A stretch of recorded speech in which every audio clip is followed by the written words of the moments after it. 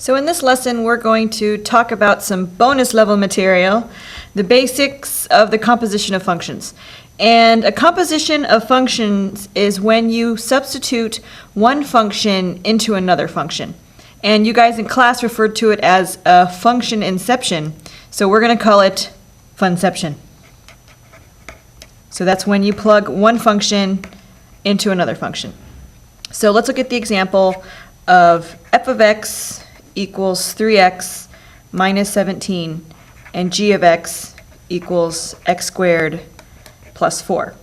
Okay, so remember from the function notation lesson what we did for, required level was to understand what that meant.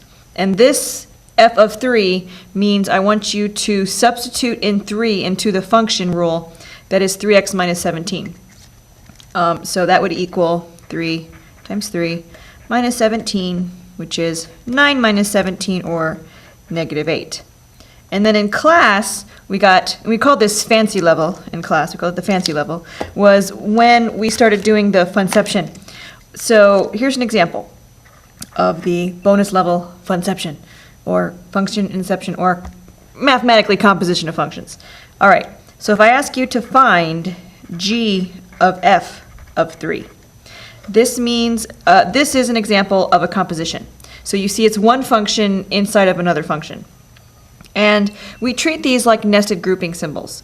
So, if I had nested grouping symbols or a bunch of parentheses together, I start from the inside and I work my way out. So what I do with the functions that have been composed is I have to figure out what f of 3 is first, and then whatever f of 3 equals, I have to apply that to g. So first things first, I find f of 3, which I conveniently did in this example. And since I know f of 3 is negative 8, I replace the f of 3 with the value it's equal to, which is negative 8. And then I have to apply the function g to the value of negative 8.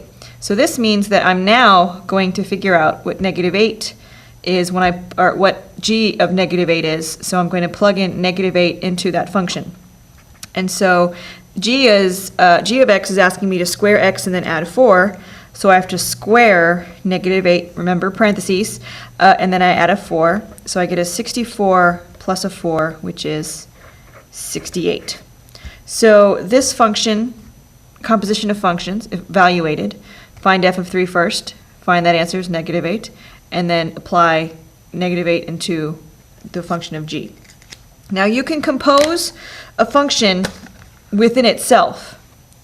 So if I wanted to, I could totally find f of negative 1. So that means I want to find out what f of negative 1 is and then apply f to it again. So f of negative 1, using the exact same functions up here, f of negative 1 is going to equal 3 times negative 1 minus 17, which is negative 3 minus 17, which is negative 20. So then what do? Well, I'm going to plug this negative 20. I already did this one, right? So now I'm going to find f of negative 20. And so then I get 3 times negative 20 minus 17, which is negative 60 minus 17, or negative 77. And this is what f of negative 1 is. All right, now I can do a lot more than 2. I can do like 3, 4, 5, 6, 7, or 8, as many as I want.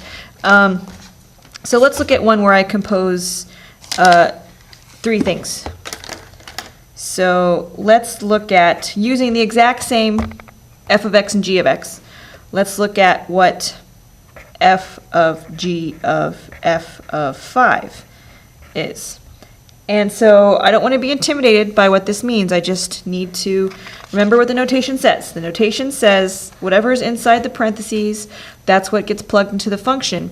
And when I have them nested together like this, I work from the innermost first. So the first thing I need to take care of is f of 5. So I need to find out what f of 5 is. So this is 3 times 5 minus 17, which is 15 minus 17, or negative 2. So I've taken care of this. And so now I need to find g of this value. So g of negative 2. And remember, negative 2 squared is in parentheses. And I have to add a 4. So I get 4 plus 4, which is 8. I'm not done yet. I just figured out what g was. So now I have to do the last one. I have to find what f of 8 is. And that's 3 times 8 minus 17, which is 24 minus 17, which gives me a final answer of 7. So all I have to remember to do is work from the inside out. Now we consider this bonus level material right now at the end of the first 6 weeks. Later on in the year, this is not going to be bonus. Later on, I'm going to expect you to know how to do this. But I'm also going to fancy it up even more later in the year, because we're going to learn how to work with variables, and you can do this composition with variables. Instead of a number like 5, you can put like an x in there, or you can put something like x plus 2, and you can do a composition that way as well. So that's it for compositions for now, at least.